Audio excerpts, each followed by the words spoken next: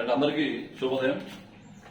ముందుగా Adinarayana academy official YouTube channel మిత్రులందరికీ నమస్కారం. ఆల్రెడీ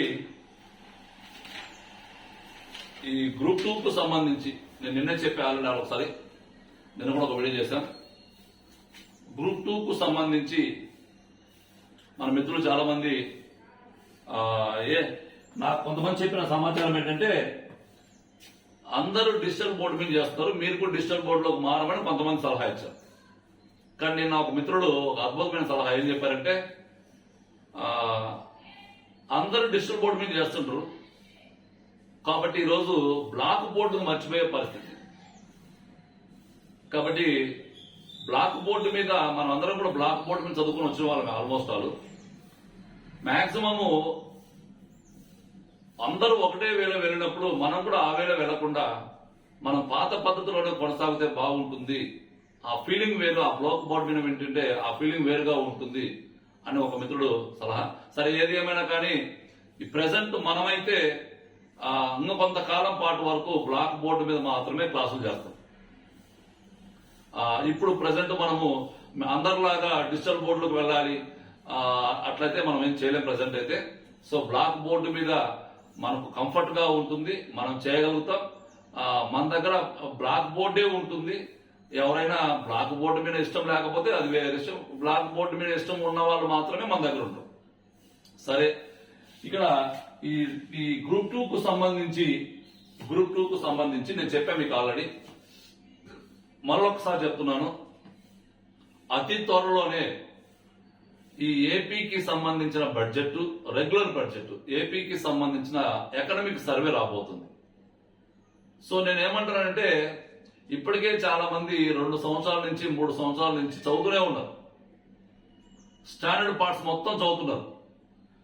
మీరు ఎగ్జామ్ ఎప్పుడు జరుగుతో ఇప్పుడు చెప్పలేకపోతున్నాం. ఇప్పటికే చాలా మార్పులు వస్తున్నాయి. ఎందుకంటే ఇప్పుడు మనకున్న సిలబస్ మొత్తం కూడా డైనమిక్ పార్ట్. డైనమిక్ అంటే ఏమవుతుంది, నిరంతరం మారిపోతుంది. ఇప్పుడు science and technology maximum dynamic part. అదే మాదిరిగా ఇండియన్ ఎకానమీలో సర్వే మారిపోయింది, బడ్జెట్ మారిపోయింది. రేపు ఏపీ ఎకానమీ సర్వే మారిపోతుంది, ఏపీ ఎకానమీ బడ్జెట్ మారిపోతుంది. అదే మాదిరిగా ఇండియన్ పాలిటీ తీసుకుంటే ఇండియన్ పాలిటీలో కేంద్ర ప్రభుత్వం, రాష్ట్ర ప్రభుత్వం అనేక రకాల మార్పులు వస్తున్నాయి, అనేక రకాల మార్పులు. సో ఇటువంటివన్నింటినీ కూడా మనము ఎప్పటికెప్పుడు మారుతున్న ఈ సబ్జెక్ట్ లోని మారుతున్న అంశాలని ఎప్పటికెప్పుడు మీరు ఒక ప్రత్యేక నోట్స్ పెట్టుకోవాలి. పాలిటీకి ఒక ప్రత్యేక నోట్ బుక్ పెట్టుకొని అప్డేటెడ్ అంశాలు ఏంటి. ఫర్ ఎగ్జాంపుల్, ఢిల్లీ నూతన ముఖ్యమంత్రి అతిషి గారు. ఈ అతిషి ఢిల్లీకి 3వ మహిళా ముఖ్యమంత్రి. మరి ముఖ్యమంత్రి అనేది మన సిలబస్ ఎక్కడ వస్తుంది, రాష్ట్ర ప్రభుత్వంలో వస్తుంది. అటువంటివి మనము ఐడెంటిఫై చేయాలి. అర్థమవుతుందా మీకు? పాలిటీలో వచ్చే అంశాలు మన సిలబస్ లో ఎక్కడ ఉపయోగపడతాయి మీరు పక్కన రాసుకోండి. మొత్తం కంటెంట్ మొత్తం బ్లూయింగ్ గా రాసుకొని ఆ చాప్టర్ పేరు రెడ్డింగ్ గా రాసుకోండి. నిన్న ఢిల్లీకి కొత్త ముఖ్యమంత్రి వచ్చింది. ఆ ముఖ్యమంత్రి అనేది మనకు ఎక్కడ ఉపయోగపడుతుంది, రాష్ట్ర ప్రభుత్వం. పక్కన రాష్ట్ర ప్రభుత్వం రాసుకోండి. అట్లా మీరు నిరంతరం మారుతున్న కంటెంట్ అంశాలని మీరు ప్రత్యేకంగా ఒక నోట్బుక్ పెట్టుకొని ఆ నోట్బుక్ దగ్గర యాడ్ చేసుకుంటూ మీ సిలబస్ లో ఆ కంటెంట్ ఎక్కడ ఉపయోగపడుతుందో ఆ సిలబస్ లో ఉండే అంశాన్ని ఒక బ్రాకెట్ లో రాసుకొని మీ దగ్గర ఉన్న ప్యూర్ కంటెంట్ కి ఈ డైనమిక్ కంటెంట్ ని యాడ్ చేసుకుంటూ చదవడానికి ప్రయత్నం చేయండి. సో కాబట్టి ఇక్కడ ప్యూర్ కంటెంట్ అవసరం లేదని చెప్పట్లా, కంపల్సరీ అవసరమే. ఆ ప్యూర్ కంటెంట్ కి డైనమిక్ కంటెంట్ ని యాడ్ చేసుకుంటూ చదివే వాళ్ళు మాత్రమే విజేతలు. ఇది ఫస్ట్ ఆఫ్ ఆల్. అంటే మీరు ఇప్పుడు చాలా టైం ఉంది కాబట్టి ఏం చేయాలి అంటే, మన వాళ్ళు చాలా మంది నిరుత్సాహపడుతుంటారు. మొత్తానికి ఏం చేయాల్సిన అవసరం లేదు. మీరు ఎన్నిసార్లు చదివినా కానీ చాలా మంది, నేను గమనించాను, చాలా మందిని గమనించాను, ఎగ్జామ్ రాస్తారు, అందరూ ప్రిలిమ్స్ క్వాలిఫై అవుతారు, మెయిన్స్ దగ్గర డెవలప్ అయిపోతారు. కారణం ఏంటంటే నిరంతరం సాధన. ఎన్ని ఎగ్జామ్స్ రాయాలి, ఆ ఎగ్జామ్స్ లో నీకు తెలియని అంశాల పట్ల మళ్ళా ఒక్కసారి కూలంకుషంగా వాటిని చర్చించాలి, డిస్కస్ చేసుకోవాలి. సో కాబట్టి ఇక్కడ సిలబస్ నేను 3 years చదివాను, మొత్తం అయిపోయింది నాది, ఇంకా పిండి చేశాను చెప్పి అనుకుంటారు కొంతమంది.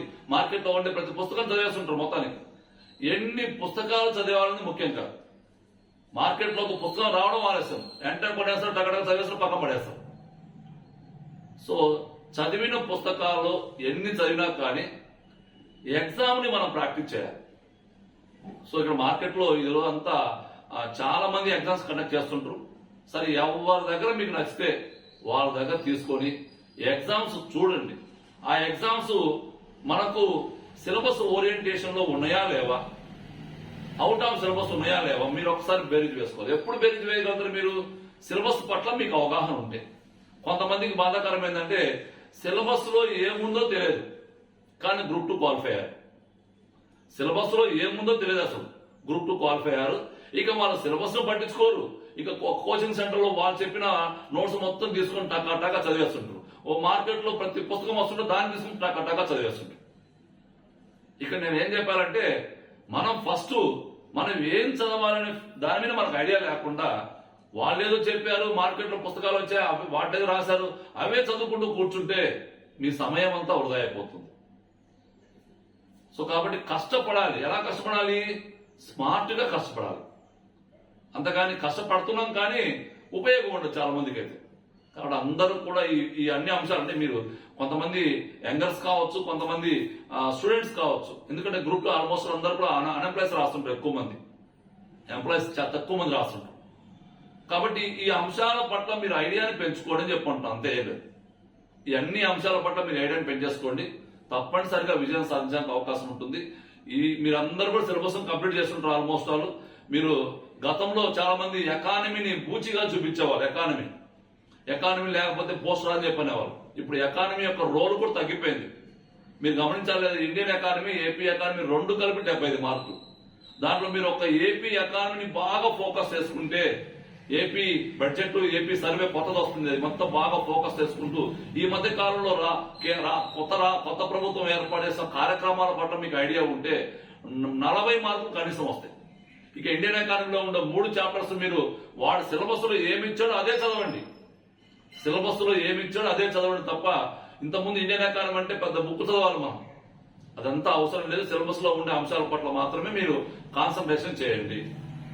ఓకేనా? రైట్. సో ఇక్కడ నేను చెప్పాను ఆల్రెడీ, అతి త్వరలో ఆధారణ అకాడమీ సిలబస్ ను బేస్ చేసుకొని, సిలబస్ లో ఉండే స్టాండర్డ్ పార్ట్స్ ను బేస్ చేసుకొని, ఈ మధ్య వచ్చిన డైనమిక్ పార్ట్స్ మొత్తాన్ని సిలబస్ కు అటాచ్ చేస్తూ మరి ఒక టెస్ట్ సిరీస్ ఒకటి అతి త్వరలో స్టార్ట్ చేయబోతున్నాం. ఎందుకు ఇన్ని రోజులు వెయిట్ చేశారు, అందరూ అయిపోయిందని చెప్పనొచ్చు. నేను చెప్తున్నాను, మనం అతిగా ఆవేశపడేసి ముందే చేసేసుకుంటే అప్పుడు చేసిన టెస్టులన్నీ కూడా పాతవైపోతాయి, పనికిరావు. దాంట్లో డేటా మొత్తం మారిపోతుంది. మీరు అవే ప్రాక్టీస్ చేసుకుంటే ఎగ్జామ్కి వెళ్ళిపోతారు, చాలా నష్టపోతారు. కాబట్టి నేను చెప్తున్నాను, ఎగ్జామ్ డేట్స్ అతి త్వరలో నాకు తెలిసి ఈ నెక్స్ట్ మంత్ ఎండింగ్ లోపు మనకు ఎగ్జామ్ డేట్స్ రాబోతున్నాయి. కాబట్టి ఇక ఎగ్జామ్ కూడా మనకు డిసెంబర్ లోనా లేకపోతే ఫిబ్రవరిలోనా ఎప్పుడున్నా కానీ దాన్ని బేస్ చేసుకుని టెస్ట్ మనం ప్రాక్టీస్ చేసుకోవాలి. ఆ టెస్ట్ కూడా క్రియేట్ చేసుకోబోతున్నాం త్వరలోనే. కాబట్టి ఇక్కడ ఏవైనా కానీ మన దగ్గర ప్రతిదీ కూడా నేను చెప్పా కదా, నిరంతరం ఉపాధ్యాయుడు విద్యార్థులకు బోధించాలి అంటే నిరంతరము జ్ఞానాన్ని సంపాదిస్తూ ఉండాలి. ఎప్పుడైతే నిరంతరం జ్ఞానాన్ని ఉపాధ్యాయుడు సంపాదించలేడో అప్పుడు ఆ ఉపాధ్యాయుడు విద్యార్థులకు బోధించలేడు అని రవీంద్రనాథ్ ఠాగూర్ గారు పేర్కొంటూ వచ్చారు. కాబట్టి ఇక్కడ మన వృత్తి, మన టీచింగ్ ప్రొఫెషన్ లో ఏం చేస్తుంటాం, మనం నిరంతరం అప్డేట్ అవుతూ ఉంటాం. నిరంతరం అప్డేట్ కాగలుగుతున్నాం కాబట్టి మనం ఇక్కడ నిలబడగలుగుతున్నాం, లేకపోతే మనం నిలబడలేము.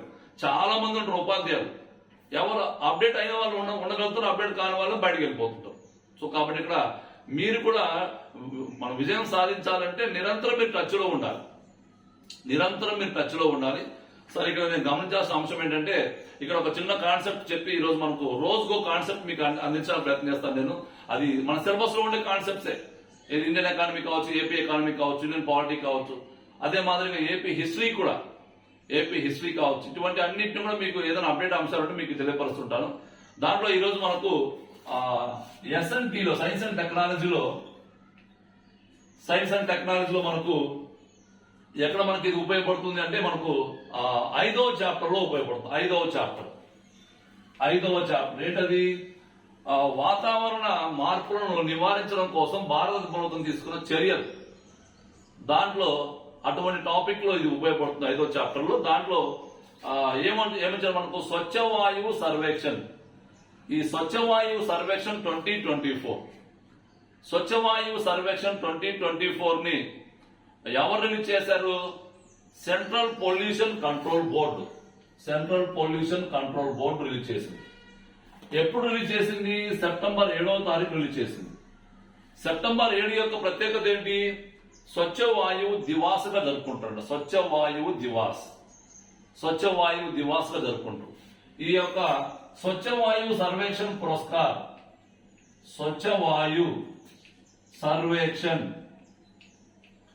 ఈ స్వచ్ఛ వాయువు సర్వేక్షణ్ 2024లో భారతదేశంలో ఉండే నగరాల మొత్తాన్ని 3 రకాలుగా వర్గీకరించారు. 10 లక్షల పైన జనాభా ఉన్న నగరాలు, 3 నుంచి 10 లక్షల వరకు ఉండే నగరాలు, 3 లక్షల కన్నా తక్కువ ఉన్న నగరాలు. అంటే జనాభాను బేస్ చేసుకొని 3 రకాలుగా వర్గీకరించారు. 10 లక్షల పైన ఉండే నగరాలు, 3 నుంచి 10 లక్షల లోపు ఉండే నగరాలు, 3 లక్షల లోపు ఉండే నగరాలు. 10 లక్షల పైన ఉండే నగరాలు మొత్తం మనకు 47, ఇక్కడ 44, ఇక్కడ 40, మొత్తం ఎన్ని? 131 నగరాలు ఈ స్వచ్ఛ వాయువు సర్వేక్షణ పురస్కారాల్లో పార్టిసిపేట్ చేశాయి. తర్వాత ఈ స్వచ్ఛ వాయు సర్వేక్షణ పురస్కారంలో 2024లో మరి ఇక్కడ బెస్ట్ ఏంటి, ఇక్కడ బెస్ట్ ఏంటి, ఇక్కడ బెస్ట్ ఏంటి చూసుకుని వస్తే ఇక్కడ సూరత్ ఫస్ట్ ప్లేస్ లో ఉంది. సూరత్. ఇక్కడ ఎవరున్నారు? ఈ కేటగిరీలో ఎవరున్నారు? ఫిరోజాబాద్. ఇక్కడ రాయ్ బరేలీ. సూరత్, ఫిరోజాబాద్, రాయ్ బరేలీ. ఇది ఇక్కడ సూరత్, ఇక్కడ ఫిరోజాబాద్, ఇక్కడ రాయ్ బరేలీ. ఈ యొక్క 10 లక్షల పైన జనాభా ఉండే నగరాల జాబితాలో మన ఆంధ్రప్రదేశ్ నగరాలు ఏమైనా ఉన్నాయంటే 2 నగరాలు ఉన్నాయి. విజయవాడ 9వ ప్లేస్ లో ఉంది, విశాఖపట్నం 26వ ప్లేస్ లో ఉంది. 3 నుంచి 10 లక్షల జాబితాలు తీసుకుంటే గుంటూరు 10వ స్థానంలో ఉంది, రాజమండ్రి 17వ స్థానంలో ఉంది, నెల్లూరు 19లో ఉంది, కర్నూలు 23లో ఉంది, కడప 25లో ఉంది, అనంతపురం 33లో ఉంది. ఇక్కడ మన ఆంధ్రప్రదేశ్ నగరాలు ఏమేమి ఉన్నాయి? గుంటూరు, రాజమండ్రి, నెల్లూరు, కర్నూలు, కడప, అనంతపురం. ఇక్కడ మనకు రాయ్ బరేలీ ఉంది. రాయ్ బరేలీ ఫస్ట్ ప్లేస్ లో ఉంటే మన నగరాలు ఏంటి? ఒంగోలు ఒక నగరం ఉంది, అదే మాదిరిగా మనకు చిత్తూరు ఒకటి, విజయనగరం ఒకటి. ఒంగోలు ఎక్కడుంది? 17లో ఉంది, చిత్తూరు 21లో ఉంది, విజయనగరం 24లో ఉంది. సో కాబట్టి ఇక్కడ ఈ మొత్తము ఈ స్వచ్ఛ వాయువు సర్వేక్షణ్ 2024 ఈ కంటెస్ట్ లో ఈ మొత్తం టాపిక్ మనకు సిలబస్ లో ఎస్ఎన్టీలో ఎక్కడ ఉపయోగపడుతుంది? 5వ చాప్టర్ లో ఉపయోగపడుతుంది. ఫస్ట్. రెండోది ఏంటి? దీన్ని ఎవరు రిలీజ్ చేసేది? Central pollution control board. Central pollution control board ఎప్పుడు ఏర్పాటు చేశారు? 1974లో ఏర్పాటు చేశారు. తర్వాత ఎప్పుడు దీన్ని రిలీజ్ చేశారు? సెప్టెంబర్ 7వ తారీఖు. దీని ప్రత్యేకత ఏంటి? స్వచ్ఛ వాయువు దివాస్ అంట. తర్వాత స్వచ్ఛ వాయువు సర్వేక్షణ్ 2024లో మొత్తము నగరాలు ఎన్ని రకాలుగా వర్గీకరించారు, 10 లక్షల పైన ఉండే నగరాలు ఏంటి. సో ఇట్లా మనకి ఇవన్నీ గమనించుంటే, గత పేపర్లో మనం గమనించుంటే ఇదిగో ఈ 3 కేటగిరీలో ఏదో కేటగిరీలో మన ఆంధ్రప్రదేశ్ లో ఉన్న నగరాలు కావచ్చు, భారతదేశంలో నగరాల గురించి అడుగుతూ ఉన్నాం మొత్తానికి. కాబట్టి ఇక్కడ ఈ వీటిలో మనకు ఎలా ప్రశ్నలు వస్తాయో మనం ఒకసారి వాటిని బేరీజ్ వేసుకొని మనం ఒకసారి వాటిని ఫిలప్ చేసుకొని ప్రయత్నం చేయాలి. ఇక్కడ మనం ప్రధానంగా నేషనల్ క్లీన్ ఎయిర్ ప్రోగ్రామ్ 2019లో ప్రారంభించారు. దీనికి అనుకూలంగా భారతదేశంలో 131 నగరాలలో వాయు కాలుష్యం ఎక్కువగా ఉంది, వాటిని తగ్గించాలి. 2024-25 నాటికి 20 నుంచి 30% వాయు కాలుష్యాన్ని తగ్గించాలి. 2026 నాటికి 40% వాయు కాలుష్యాన్ని తగ్గించాలన్న ఉద్దేశంతో ఈ national clean air program start చేస్తూ వచ్చారు. నేషనల్ క్లీన్ ఎయిర్ ప్రోగ్రామ్ ఎప్పుడు స్టార్ట్ చేశారు, ఎన్ని నగరాల్లో, టార్గెట్స్ ఏంటి గుర్తుపెట్టుకోవాలి. స్వచ్ఛ వాయు సర్వేక్షణ పురస్కారాలు ఎవరు రిలీజ్ చేస్తారు, దాన్ని ఎప్పుడు స్టార్ట్ చేస్తూ వచ్చారు, ఎప్పుడు రిలీజ్ చేస్తూ ఉంటారు, దేశంలో నగరాలు మొత్తం ఎన్ని రకాలుగా వర్గీకరించుకుంటూ వచ్చారు, 10 లక్షల పైన జనాభా ఉన్న నగరాల జాబితాలో ఆంధ్రప్రదేశ్ నగరాలు ఏమేమి ఉన్నవి, 3 నుంచి 10 లక్షల మధ్య ఆంధ్రప్రదేశ్ నగరాలు ఏంటంటి, 3 లక్షల లోపల ఉండే ఆంధ్రప్రదేశ్ నగరాలు ఏంటంటి. ఇక్కడ సూరత్ ఫస్ట్ ప్లేస్ లో ఉంది. ఇక్కడ ఎవరు ఫస్ట్ ప్లేస్ లో ఉన్నారు? ఫిరోజాబాద్. ఇక్కడ ఎవరు ఫస్ట్ ప్లేస్ లో ఉన్నారు? రాయ్ బరేలీ ఫస్ట్ ప్లేస్ లో ఉంది. ఇట్లా మనం క్వశ్చన్స్ మొత్తం ఫ్రేమ్ చేసుకోవాలి. సో వచ్చే టాపిక్స్ ఏవైతే ఉన్నాయో అవి మన సిలబస్ లో ఎక్కడ ఉపయోగపడతాయో చూసుకొని దానికి అనుకూలంగా మనం అప్డేట్ కావాలి. ఎందుకని మన దగ్గర మీరు పాత పుస్తకాలు, మీరు మార్కెట్ లో ఉండే పుస్తకాలు, మీరు మార్కెట్ లో ఎగ్జామ్ రాసిన వాటిని గమనించుంటే స్వచ్ఛ వాయు సర్వేక్షణ్ 2023 రిపోర్ట్ మాత్రమే వాళ్ళ దగ్గర ఉంది.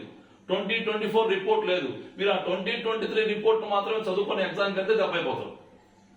అందుకే నేను ఏమంటున్నా అంటే మీరు చాలా ఎగ్జామ్స్ రాసిండ్రు, ఆ ఎగ్జామ్స్ లో వాళ్ళ దగ్గర డేటాను బేస్ చేసుకుని ఎగ్జామ్ ఫ్రేమ్ చేస్తుంటారు. ఇప్పుడు డేటా మారిపోయింది. మారిపోతున్న డేటాను ఇంతకుముందు ఏముండేది, ఇక్కడ 23 రిపోర్ట్లో ఇండోర్ ఫస్ట్ ప్లేస్ లో ఉండేది. ఇప్పుడు ఎవరు ఫస్ట్ ప్లేస్ కి? సూరత్ వచ్చింది. అట్లా అవన్నీ మీరు ఎప్పటికెప్పుడు మార్పులు చేసుకునే ప్రయత్నం చేయండి. మనకు గ్రూప్ 2 కు సంబంధించిన అప్డేట్స్ ప్రతిరోజు ఏదో ఒక అప్డేట్ మీకు అందించే ప్రయత్నం చేస్తాం. అతి త్వరలోనే మన దగ్గర ఈ అప్డేట్ డైనమిక్ పార్ట్ తో కలిపి ఆ స్టాండర్డ్ పార్ట్ ను కూడా కలుపుకుంటూ మనకు ఆఫ్లైన్ లో ఆన్లైన్ లో మనకు అతి త్వరలోనే మనకు ఆ టెస్ట్ సిరీస్ ఒకటి లాంచ్ చేయబోతున్నాం. మనం ఏదో చెప్పాం కదా, ఒక స్టార్ట్ చేసామంటే పర్ఫెక్ట్ గా స్టార్ట్ చేస్తాం అంతే. ఆషామాషిగా కానీ ఏదో వాటి కోసం వీటి కోసం కాకుండా పర్ఫెక్ట్ గా ఉపయోగపడే మాదిరిగా మాత్రమే మన దగ్గర టెస్ట్ సిరీస్ ఉంటుంది. మీకు ఏదైనా ఐడియా ఉంటే ఒకసారి మన యాప్ ఇన్స్టాల్ చేయండి. మీకు ఏదైనా డౌట్స్ ఉంటే నా నెంబర్కి ఒకసారి కాల్ చేయండి. ఓకేనా? Thank you.